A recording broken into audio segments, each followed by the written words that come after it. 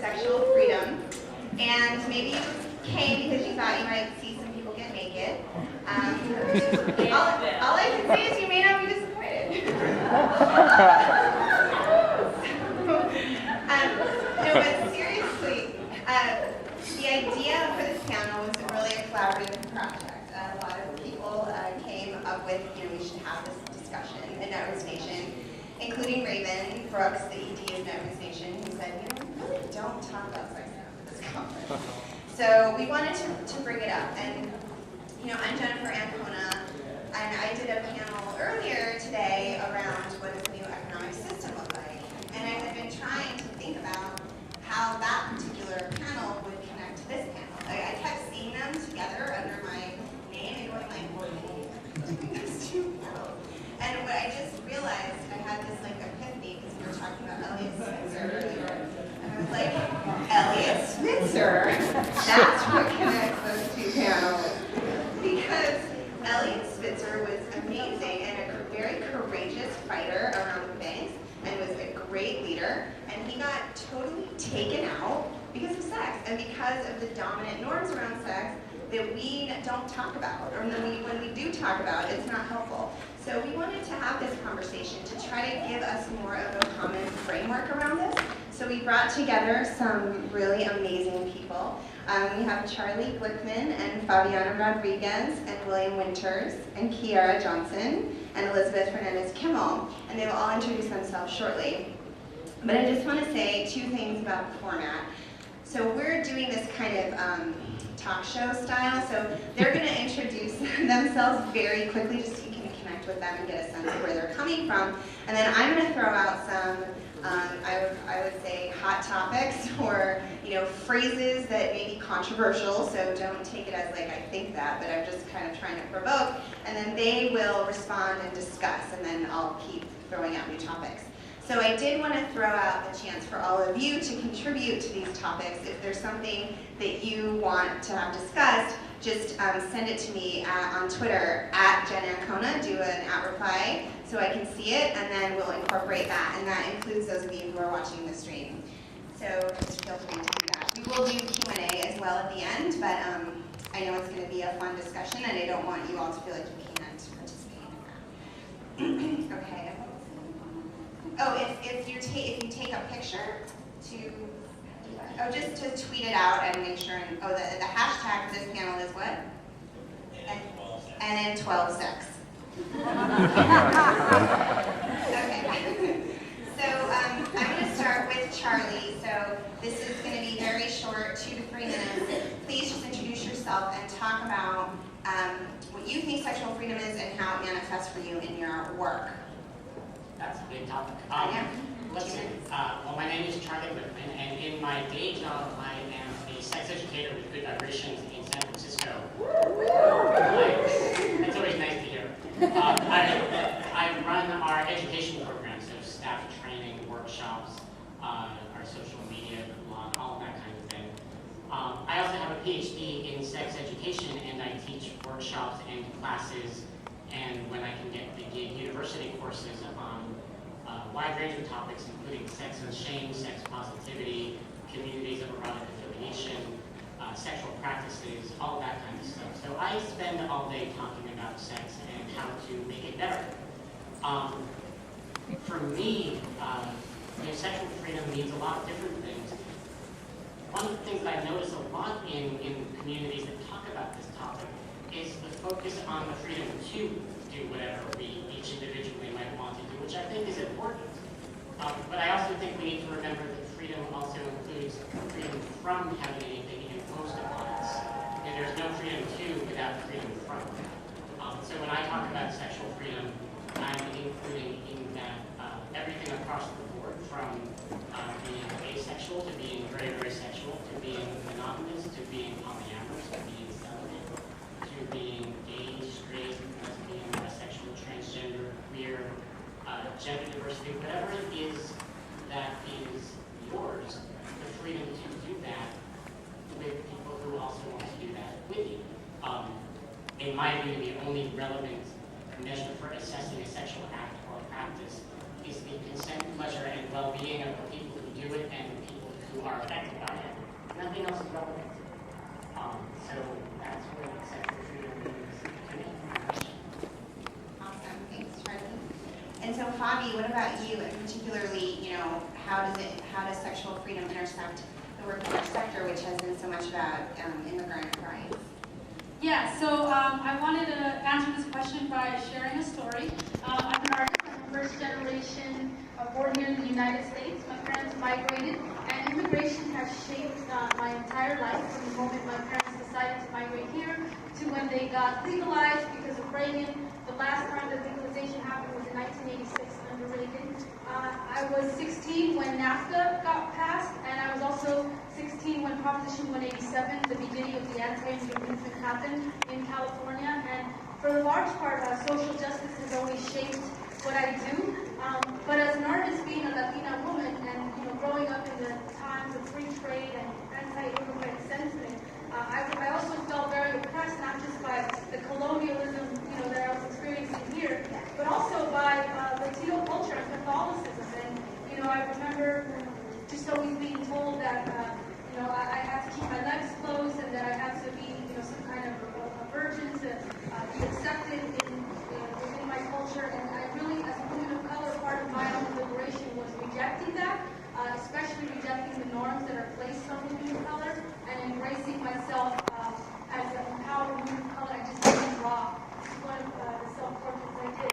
And so initially, in a lot of my work, like many of us in social justice work, I approached the issue of patriarchy and looked at how, patriarchy and a lot of these laws around the world, from economic laws, were affecting women, and women especially in the global south, negatively.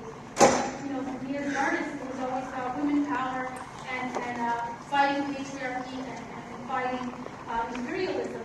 And then, in my kind of artist lifestyle and in my own life, I was always very open to experimenting sexually and also understanding how my identity, part of me liberating myself, was also rethinking relationships and rethinking how I identified.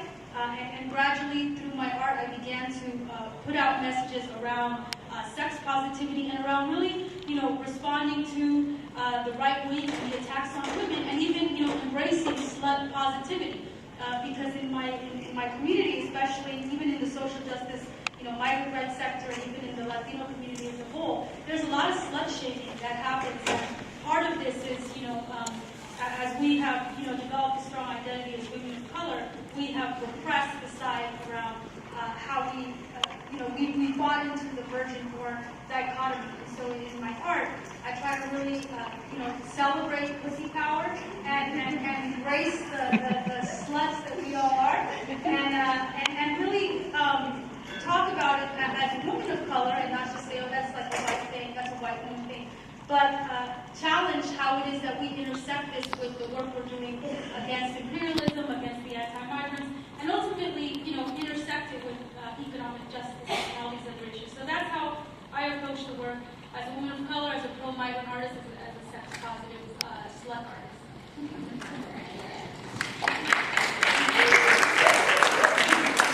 Thanks, Bobby. So, William, you're from Louisiana. So, can you share with us your personal journey and how you came to be on this panel? Sure. So, my journey starts in South Louisiana in 2007 when, after a series of conversations, my partner and I were handed this book called The Ethical Slut. And it's this awesome little book about open relationships and polyamory. And we're like, oh, this seems really interesting. And it's like a very short version of the story. So maybe if I skip over some details. So we embarked on the project of opening up our relationship while living in South Louisiana, which was, difficult to say the least. I mean, our friends were generally accepting, but, we were definitely at the sort of leading edge of relationship practice there. And so when I got the opportunity to move to the Bay Area to take a job with colorofchange.org, I was excited in part because we were moving from this very repressive place that was where I had to hide from a number of my peers and people with higher success than me. This part of my identity that I recently decided to try on. I was moving from there to the fertile crescent of polyamory.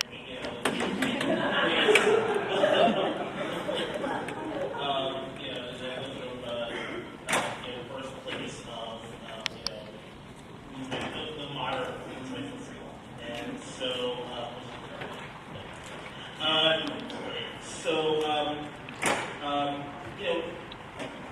what I didn't totally expect as I started connecting with people with communities of people who practice relationships in the way that I practice relationships and love in the way that I love, I guess, was just like how much really nasty, negative stuff I internalized about sex and how much I had to overcome in order to actually connect with a sense of my own freedom to connect with people, in the ways that I chose. And so a lot of this journey for me has been very personal. Being a black man coming from the South in particular, one of the major ways racism is, perpetrated is sort of neutering of black male sexuality, and that's one of the things that I had to get really comfortable with again, since making my move. And so it's been an amazing journey, and I'm super happy to be here, and I'm happy to share any wisdom that I may have possibly gleaned in my journey with you and the folks watching on the internet. Thanks, William. Bobby talked about, how sexual freedom intersects with her movement, where she's most active, and you have been most active in the women's space. So can you share a little bit from your perspective? Sure. Good afternoon, everybody. My name is Kiara, and my day job is I work for Choice USA, and we work on sexual and reproductive health issues with young people between the ages of 18 and 25. I'm also on the boards of the National Gay and Lesbian Task Force and Center for Community Change. So abortion, queers, and poor people. Those are the things that get me going, right? And the reality is that sex that ends in abortion, queer sex, and poor people sex are all stigmatized. And that's how it intersects my world. I'm amazed that in 2012 we have so many ways that we can define bad sex, right? Forced sex, coerced sex, sex that you pay for, sex that isn't missionary positions, queer sex, right? Sex if you're under 18. We've got a billion and one ways to describe what bad sex is, but what is good sex? And as a progressive movement, we don't know how to articulate that. We don't know how to hold that. And because of that, we cede away, right, our moral ground. We cede away, right, our ownership of how does sex and love fit in the work and the movement that we're all committed to doing. I feel really strongly about this, working in what has been kind of coined the women's movement. And people are like, you guys don't talk about sex. And it's like, I know, we don't talk about sex. Not enough. We're starting to talk about sex a lot more, but it's understandable, where sex went, right? For a long time, women being seen as political and powerful was at the cost of desexualizing ourselves, right? Unfortunately, while we were trying to negate being seen as sexual objects, we also lost sexual agency. And right now, particularly in the work with new and emerging generations of folks, we're starting to see a reclamation, right, of that sexual agency. And sexual agency not just of women, sexual agency of young people, sexual agency of queer people, sexual agency of of queer people, sexual agency of people who want to have sex but don't necessarily want a baby later. So that's how it intersects my work, and that's why I'm here, and I'm so excited to be spending the next time with you talking about sex.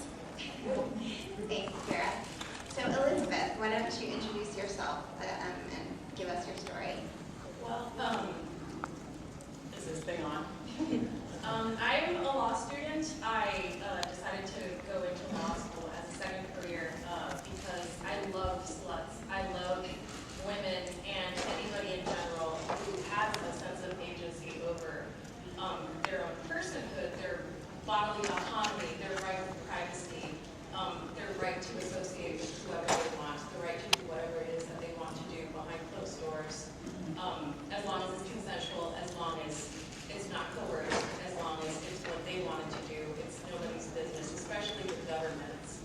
To try to cross the threshold of anybody's private space, their bedroom, if you will. I came to love sluts, I suppose, because I grew up in Puerto Rico, and I grew up queer in Puerto Rico, and it always shaped me. I don't know, well, to know, Fabiana, to grow up, with the whole slut Madonna dichotomy. If you're not completely pure, then you're a completely fallen woman, and there's no space anywhere in between those two. And so it's unfortunate that I bided my time and I got out of there as soon as I could, because it's a gorgeous place, but unfortunately there's this that permeates it. So I got out, and I went and did undergrad in San Antonio, Texas, which is a great place. I love San Antonio. But I was doing undergrad there. I was reading, all kinds of crazy, magazines that were being printed at the time. Pop Sphere, I think it was called. I don't know a whole lot about it. I know it's not around anymore, probably. But they had 20 things you should know, or 20 things that other people are doing so that you don't have to. And one of the things that they featured was Annie Sprinkle. I don't know that anybody's familiar with her. Oh, that's good to hear. So yeah, Annie Sprinkle and post-porn modernists, and how she embraced, to my budding feminist mind, it was a great thing to learn at that point. She embraced being a whore and being a feminist at the same time. Fast forward to now, and it's surprising to me that a lot of sex worker rights advocates do not call themselves feminists, because apparently the women's movement patently rejects the idea that any woman that has been is in prostitution, even migratory, a woman who's migratory or a migrant and is working in prostitution is a victim somehow, that they need to be rescued, without anybody asking them what it is that they wanted anybody to do to help them in any way, even if they wanted help to begin with. So I was really pleased to see last week an article in HuffPo, actually, written by a legal clinic professor out of Fordham University, calling on the women's movement to please already embrace the sex workers' rights movements. Sex work is work, first and foremost, and sex workers are so easily scapegoated. They're marginalized socially, they're marginalized legally, and it's really easy to shit on them and scoop them under the rug, and that's what pretty much I live for on a daily basis, even if I never see the day where sex work is decriminalized. Even to the slightest degree, I couldn't bring myself to not do anything about it. Great, thank you. So that does bring us one of these topics that we wanted to address, and so we are going to address some of these myths or some of these dichotomies that we feel, I think that many of the people on the panel feel are not useful. So they're going to dig into them a little bit, and then again, if you have anything, feel free to send it to me. So on that topic, what do y'all think about sluts versus feminism? Discuss among yourselves. Kiara? Discuss amongst yourselves. Oh wow. Can't we all just get along? I think that there is a real, just to go back to what you were saying, Elizabeth, I think the women's movement has really been seen as a place that isn't safe for women who are willing and able to exercise their sexual agency and kind of push the box of sexual expression. And the reality is that I don't think those things have to necessarily be verses, right? Like, they fit together.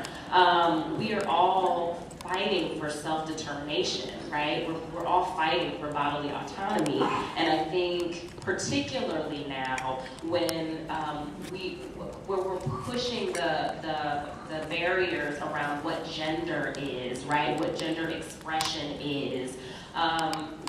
As a women's movement, we have to make space, and we have to recognize that the fight, right, for equality, for equity, for policy, for access, is all of those things. I mean, I think about, I don't know, is anyone here from New York? Yes, New York. New York's in the house. I was reading something a few weeks ago about the 3 condom situation, where if you have, having more than 3 condoms, it can be used as evidence against you as a sex worker, and it can be used to fine you. It can be used, right, to put you behind bars, right? And I'm like, that is a feminist issue. That is a sexual and reproductive health and rights issue, and yet there has been very little to nothing, right, that our movement has really kind of dug into and talked about. And I don't know, if you're in New York, I think there's an awesome action. Everyone should go to the CVS, buy a box of condoms, and go turn yourselves in. I'm like, dude, hell yeah. Fucking let's all be the sluts that we are, and let's do it, you know? Like, and I think we can make a statement, because they don't care whether or not you're getting paid for sex, because we're all sluts, because you're all having sex, right? You're having a lot of it if you've got more than 3 condoms. You know, with protection. And with protection, which means you just want it to feel good. It's a public health issue. Yeah, absolutely. I mean, you can't be out in public in New York apparently simultaneously being sexy and having 3 condoms. That's optimistic to me. Every time I hear somebody that only has 1 condom in their possession, what were you thinking? Seriously? You might as well just make out in the middle of the night. It's hard. So you can't be safe about being sexy and be sexy at the same time. Right. Charlie? Also, the whole question about sluts versus feminism comes up a lot for me in my working with my friends and my colleagues. And I want to circle back to the fact that there are 2 things that are true.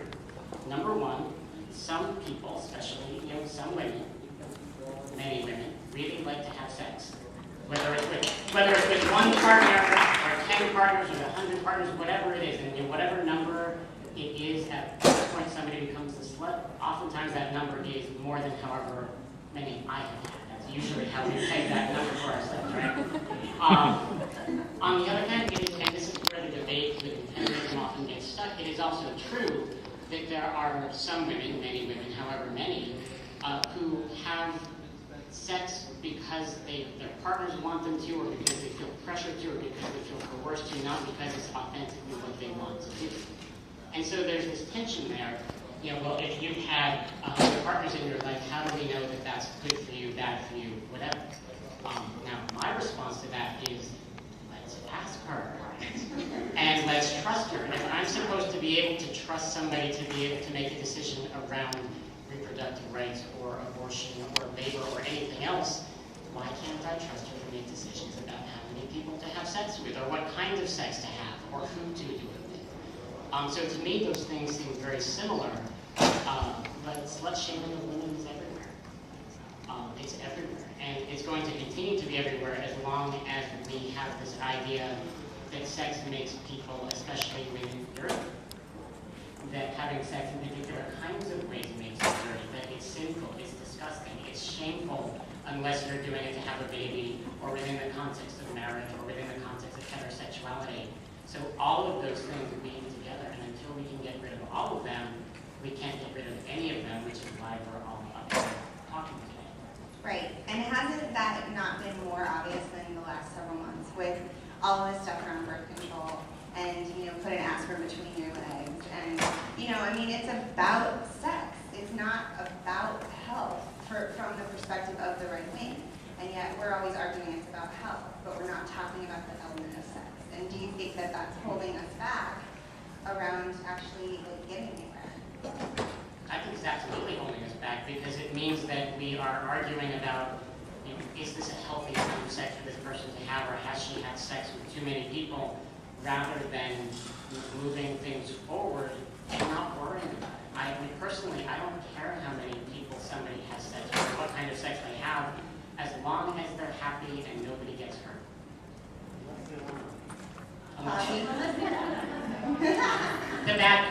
You know what I mean. I also want to add that, when we're talking about movements, whether it be, the immigrant justice movement or the climate change movement, I feel like we've grown and we're evolving where we're saying, okay, climate change is also about migration, or, economic justice intersects with migrant rights. But when it comes to sex, I feel like we're still stuck in looking at only one kind of relationship, and I think that the deeper part of being able to have sex with whoever you want is rethinking the way we have relationships and rethinking the way we've been trained to have relationships, which relationships are valid, which relationships the state recognizes and it doesn't, and also just how we connect with each other. I think, the way that we idealize relationships is if two people meet, they fall in love, they're going to be together forever, they're going to be married and have babies. And that there's so many people who fall outside of that. And so just like we rethink what families are, that two moms can make a family, two dads can make a family, we also need to rethink our connections and our bonds to each other, because I think that having good sex is about good communication and setting good boundaries and being able to be free with how you make choices and have a community that embraces you and supports you in that. And so I think that, when you say, is it holding us back? I think it's not just holding us back politically. I think it's holding us back in the context of liberation and being, authentic, being in our bodies and really being able to rethink how we're connecting.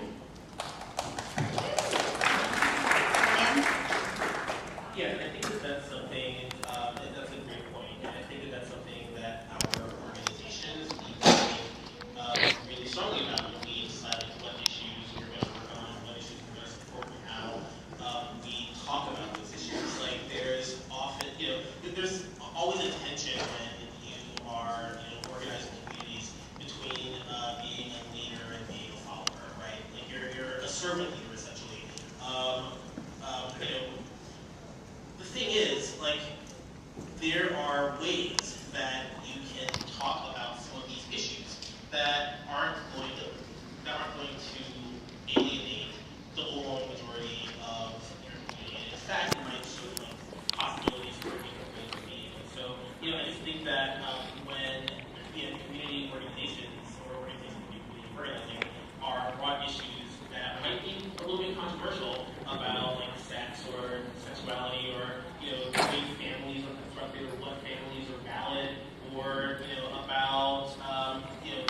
about sex work. I mean, that's like a really controversial topic and really hard for quote unquote mainstream organizations to like step out in front of and like really be allies for. Like I think that there are ways that we actually need to figure out how to be better allies for people from like marginalized sexual practices, sex workers, non-monogamous people, absolutely. And the thing is that I think speaking to the issue of non-monogamy specifically, is there are huge reprisals for people who elect to be vocal about their monogamy or their kink or whatever. You can lose your job with absolutely no protection whatsoever. You can lose your kids if there's a custody dispute. I mean, you can lose assets that get divorced. I mean, there are all of these like real life punishments for living in a way that's outside the norm.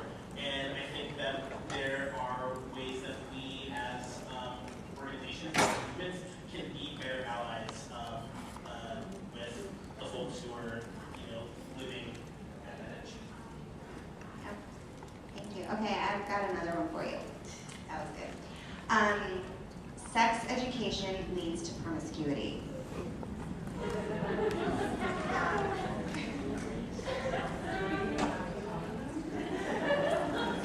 Kiara, it comes up for you, right? In doing sex education. Yeah, I mean, it's interesting, particularly opponents of sex education in schools, right? It's something that we hear a lot, right? When we teach young people about sex, they're going to go have sex, and lots of it. And they're going to be on the streets having sex, and on the school bus having sex, and it's like they're already may be on the school bus having sex, but okay.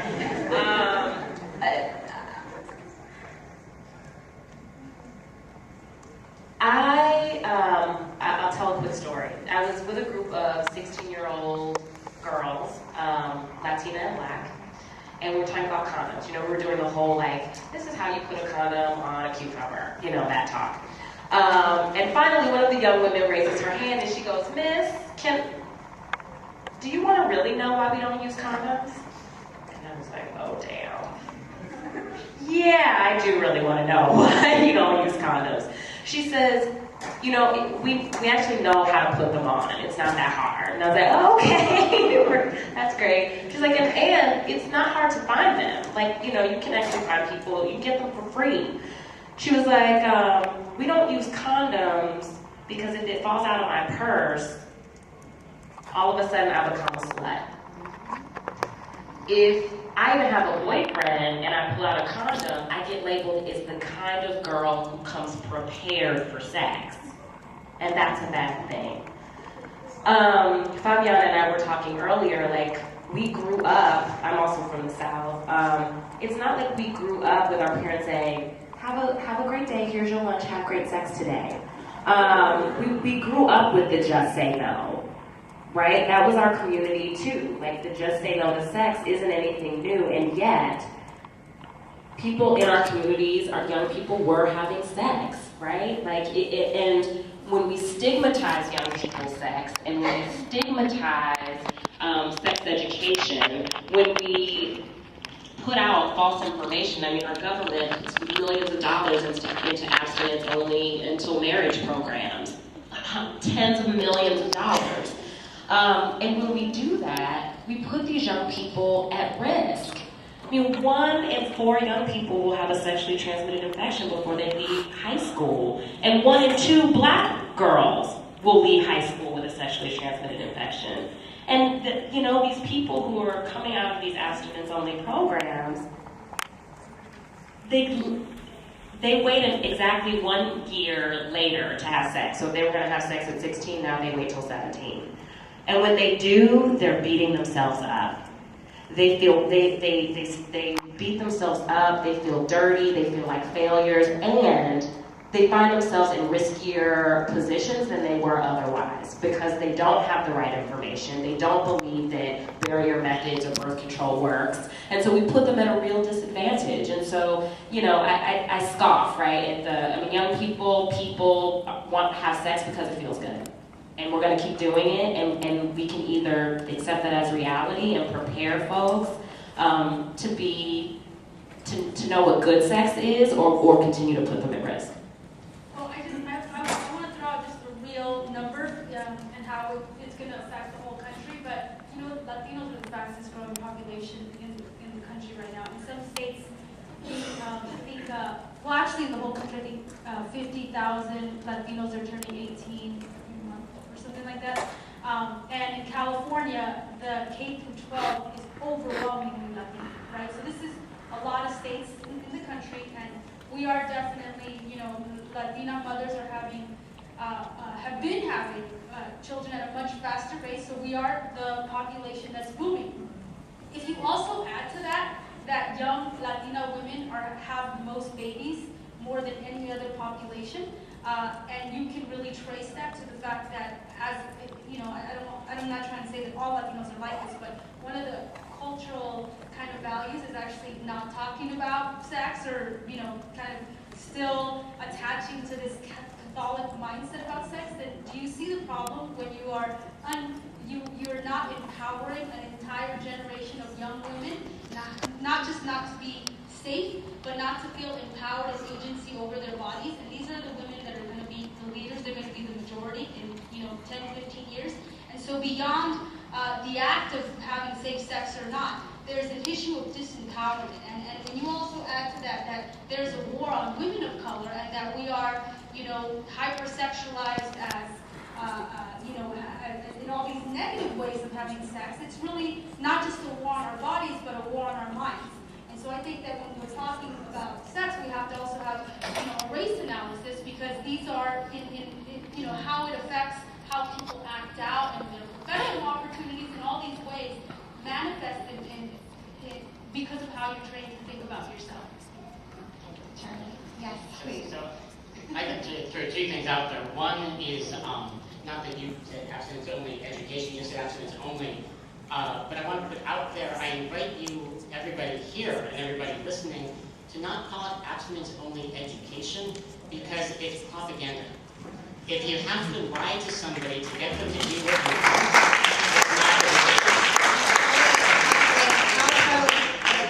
but the other thing, if you'd like to look up some really fascinating numbers on the effect of sex education on sexual behavior of young people, I highly recommend the book Harmful to Minors by Judith Levine. It's a literature review of the topic, and what shows up over and over again is that when we teach young people about sex in a comprehensive, accurate, non-judgmental way, teen pregnancy rates go down, sexually transmitted infection rates go down, sexual assault rates go down. So this is one of those situations, and this also happens in our personal lives. I just want to acknowledge that this is one of those situations where many people are trying to fix a problem in the way that makes the problem worse. And I don't know about you, but I've certainly done that in my own life. So as infuriating as it is, I do want to also bring some understanding to this. This is just what people do. Many of them, not all of them, but many of them are genuinely trying to fix some real problems. They don't see that they're actually making the problem worse. Good intentions only get you so far, of course. Great. I'm sorry that I interrupted you, but I was just trying to see if you could tell us, and if you know, is how prevalent is abstinence of propaganda in schools? Is it like the total norm, or is it like half and half, or? I don't know anymore. It varies by location. Right. Yeah, I mean, I don't know, like, I couldn't tell you numbers of programs around the nation, but abstinence-only programs have been funded since Reagan. So, I mean, it gives you a sense, right? We've got a whole generation of young people, right, who are now voting, who have been fed a whole bunch of lies that then, right, they take to the polls, right, and feeds, right, the stigma, right, we already have around sexuality and gender and sex. Yeah. Okay. Okay, so my next question is, would we be doing better as a progressive movement if we had more sex?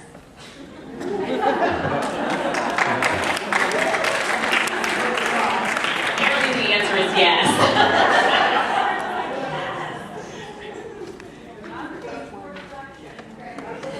So, but can you guys reflect on that a little bit? And because what do you see as the connection? So, I mean, I don't want to, well, actually, I'm going to make an assumption here. My assumption is that we probably have plenty of sex in the progressive movement, and that, I don't know about that. I mean, or rather, the individuals within the progressive movement have, maybe some okay. Maybe that's an unsafe assumption. That's my assumption.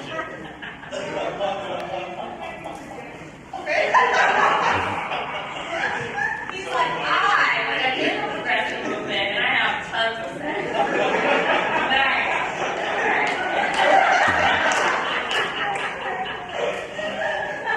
I know we can tell what I'm talking about.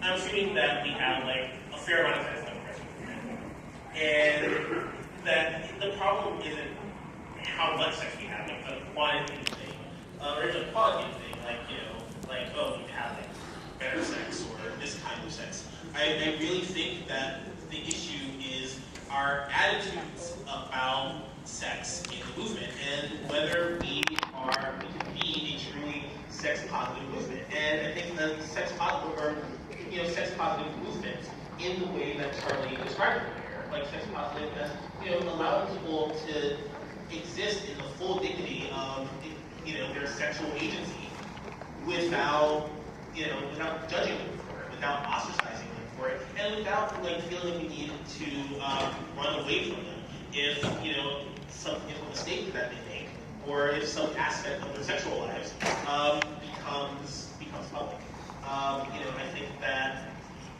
I think that that's the question. Like, can we be a movement that supports people's sexual lives?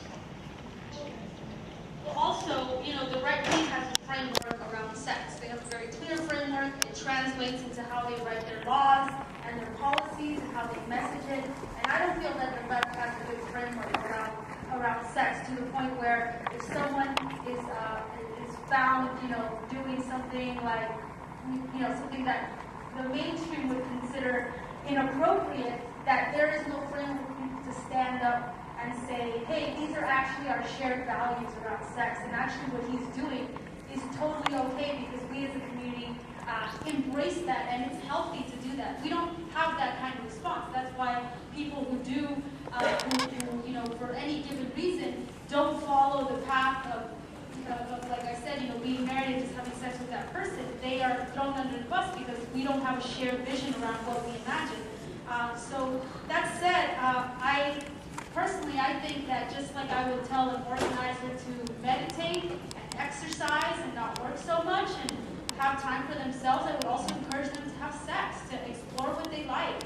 And really, there's a little thing called transformative organizing, which is about how we not just think about organizing and like burning ourselves out and working long hours and just go, go, go, but that we really come into our bodies and we are in the present, we value our relationships, and we really, we are authentic to what we want to do and where we want to go, and that includes sexual exploration. I think it's a really helpful thing, and just like we encourage someone to go work out. Charlie? Yeah, I was a little hesitant to say this if only because my parents are here in the room, but I'm going to say it anyway. Because I wrote this on my blog anyway, they may have read it. But I'm going to reframe the apocryphal and the biblical. She didn't actually say the word that are put on the bumper sticker, but nevertheless, you've heard this in a slightly different form. If I can't fuck, I don't want to be part of your revolution.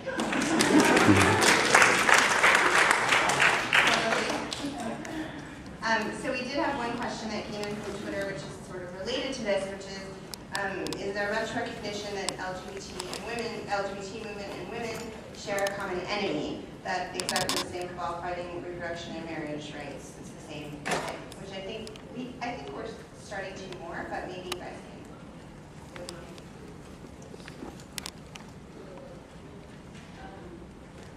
Yeah, yes. You are the embodiment. I am a queer woman working in both movements. And yes, I do think that as I think people who are like professional gays and like professional feminists, right, are definitely making that connection in very real and concrete ways. I think the challenge is, what does that mean in the concrete work, right? So now that we get it, right, the same people who are against, transgender equality are the same people who are making you count your condoms, right, like in the streets. I think we've got a lot of work to do, but I do think that there is an emerging frame of cross-issue organizing and intersectionality that is starting to be absorbed by our movements, and part of it is because so many of us hold multiple identities, and more of us are demanding that we're able to bring all of our identities into the room, right? All of our identities into our organization. All of our identities into the organizing and movement work that we do. And so yes, I do think like at a political level, yes, we're starting to see that. I think we have a lot more work to do to actually make the connections at a values level and make the connections at an organizing level. I've been really impressed to see, right, when women or folks working in sexual and reproductive health in the women's movement actually stand up and say, down with don't ask, don't tell. This shit is not cool, right? Like it's and making that connection. It's also really powerful to see organizations like the National Gay and Lesbian Task Force out in California fighting parental notification laws. And so, it's seeing that we have these common enemies, that it is a war on women, it's a war on gender, it's a war on sex, it's a war on bodily autonomy, it's a war on, self-determination, and that all of that is linked. And I think we just have to keep pushing and doing more to actually not just look at the intersection and work at the intersection. Yeah, and I think that you're absolutely right that like there is a lot of there is growing intersectionality between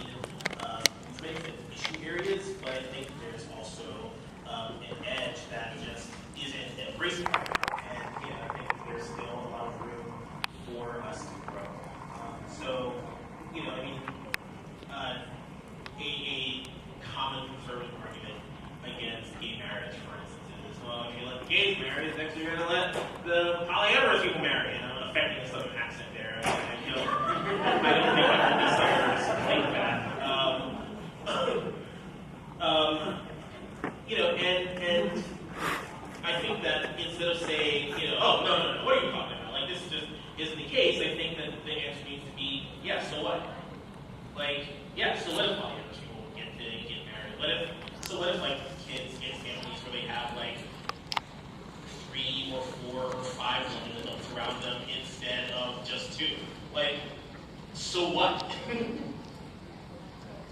Okay, so I think we should open it up and see if we have any questions from the audience. If not, go to it. Yeah.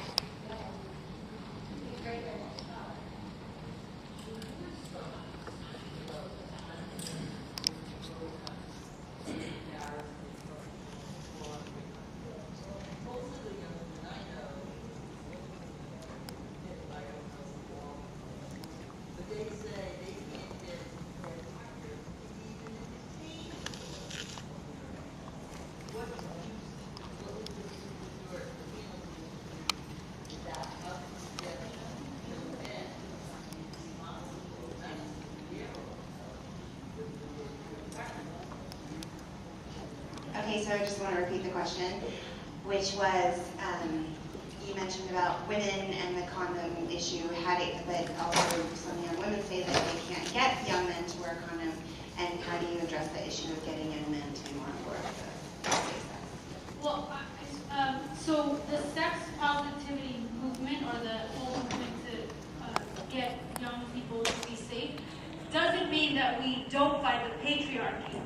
Patriarchy is something, the way that young men feel entitled to be able to say that is part of patriarchy. And I think we haven't talked about this, but we do need to rethink how we're training and how we're educating young men, especially young men of color. What kind of messages are we giving them? How do we criminalize them? I do think that part of our work in me having a sex-positive culture is around challenging the homophobia and the sexism that our young people, are dish out. And that's exactly it. That when young men say, "Oh, I don't want to use a condom because you're probably," to me that's patriarchy being acted out. Why are they having sex with men that don't care about their safety and well-being enough that they'll respect their simple and not unreasonable request to wear a condom? Why are they having sex with them? I mean, to flip it around, they can just cross that one out and move on.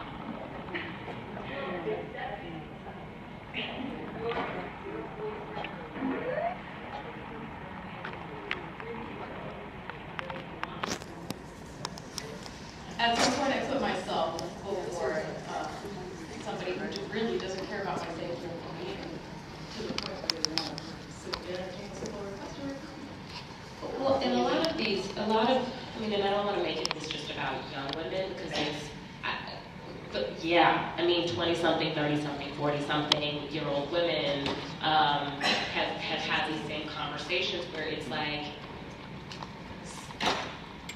love is there. Like, we're battling, right? Like, but I want my partner to love me, and I want my partner to know how much I love them. And this seems so simple, right? Like, love transcends me, right? And so we have a lot of work to do we have a lot of work to do with women and girls, right? Like, again, it's breaking those taboos and really propping women and girls up as, right? Like, it's not, love doesn't transcend you. You are love, right? Like, and you have to love yourself first, and you can't expect someone to love you more than you love you. But I agree with Fabiana that we've also, the work we have to do around sex can't just be with girls, women and girls, right? Like, and as a mom of a not yet 2-year-old son, I really think about, what does it look like to raise a young man, right, in a way that in a sex positive way, and know that his influence is so much bigger than at home, right? So it's not just personal. It's not just what me and my partner decide. We have to impact what they're learning in school. We have to impact what they're hearing through the media and commercials and videos. we have to impact, right, and have conversations about how sex gets played out in the political arena and gets fed through us through all of the, right, the news stations, right? Like, we have to have that conversation not just with our young girls, daughters, we have to have that with our sons too. Charlie. So two things I want to put out there on this topic. One is, all of this is absolutely true. And one of the reasons why condoms don't always feel good for the person wearing them, there's some interesting research that came out of Indiana University last year. That big surprise, the way condoms fit makes a difference in how they feel. And when we offer simplistic messages around safer sex and make it sound like all of these different types of condoms are the same and they're all interchangeable, you know, your shoes would feel different if you were wearing one that didn't fit you. Why do we expect condoms to be any different? So there's some practical things on this as well. But to come back to the question of how do we help young people figure out their agency and their independence, there's a marvelous, marvelous book by Jacqueline Freeman, who's here somewhere today, back there. I honestly mean this. This is one of 4 books that I think everybody who has sex or is interested in sex or knows someone who has sex should read. It's called What You Really, Really Want, and while the book is written with a focus on young women, it really applies to anybody of any gender, of any age.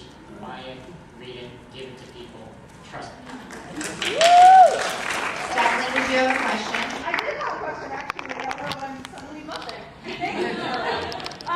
My question is about tactics. And my book is, you know, I guess it can be considered a tactic, but I'm going to assume everyone in this room is pulling out the number of y'all are talking about. I'm laughing it up, right? I'm with you. But like, I'd love to hear from you about tactics for moving the needle on this stuff culturally, even in your own communities or on the bigger level, that you've seen succeed. Like, what do we know works? What are we doing? Great question. Okay, so let me repeat it, sorry. Which was around tactics. Like, how can we, like, I get it, this is awesome. How can we move the needle on this in our movements? I think one powerful way is art. And when actually my friend Ron Golan, who's one of the superheroes that was dressed, we worked on these posters the night before International Women's Day. And when I put them out the next day, I was just like, whoa, they are getting shared, they're going totally viral. It was like, I was like, wow, people are really feeling this. Everyone's like, I'm a slut all over Facebook. And I was thinking like, wow, we're really missing images and graphics and, you know, pop culture content to move the needle on sex. And so I think art is a great way to do that. Short stories, poetry. It doesn't just have to be like, you know, a 10-page report or a bulleted list. Be creative. When a lot of people were turning these into their, you know, Facebook profile. In fact, even Michael Moore retweeted it. And I think that these cultural memes, or what they, you know, you've seen all those little Facebook memes that are totally cheesy and funny. We should do those around sex. I mean, we should do those for any movement. But I think that cultural work is extremely important because sex is so weird to talk about. When you give people do it through art, and they can somehow, they're like, oh, that's an artsy thing, but they're thinking about it. I think it's powerful. I think yes, tactics. So the action in New York, like I think people should really do it. I think people should really the fun thing is when they attack our sex, it gives us a really good reason to do really fun and cool actions that will generate some real buzz. Like, let's do it. Like, we can get people in the streets, man. Like around, like you're trying to take my sex away in my third condom. So I think it's one. Let's do those actions. I think there's a policy angle to this. You know, there's real money being like put into abstinence only until marriage programs. Fight it, right? We can be doing something around that. Or putting real money into comprehensive programs.